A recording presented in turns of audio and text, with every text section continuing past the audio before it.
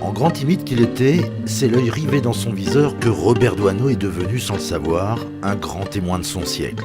À ses premiers déclics, il immortalise les objets du quotidien comme ces pavés restés célèbres, des pavés qu'il arpentera plus tard à la Libération pour témoigner et rendre hommage aux combattants de l'ombre.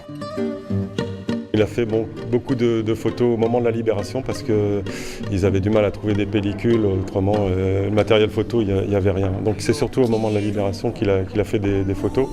Donc on reconnaît la patte de Doisneau dans ses photos, même si ce sont des photos historiques. Il a fait des choses après beaucoup plus humoristiques, mais c'est des photos extrêmement importantes. Déjà, Doisneau impose sa patte, sa pudeur, sa distance aussi parfois, souvent teintée d'humour. Son humanité sera bien la trame de ses clichés, et tous ses contemporains y passent, petits et grands, pauvres ou puissants. Doisneau est un raconteur d'histoire, un Prévert de l'instamatique, qui capture l'innocence, la drôlerie et la fraîcheur du monde qui l'entoure.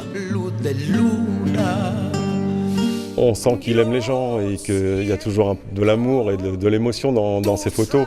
C'est jamais figé. Et donc c'est pour ça que ça plaît aux gens, je pense. Que ce soit les petites gens dans les banlieues, dans les cafés ou des gens très, très chics, des acteurs ou des comédiens. Il aime profondément les personnes. Cette exposition a le grand mérite, bien sûr, de regrouper les grands classiques de Robert Doisneau, mais aussi des images plus confidentielles, évoquant ses vacances en Bretagne, les instants d'insouciance d'une France tout juste sortie de la guerre, dont la jeunesse, aux semelles de vent, est la plus belle des promesses.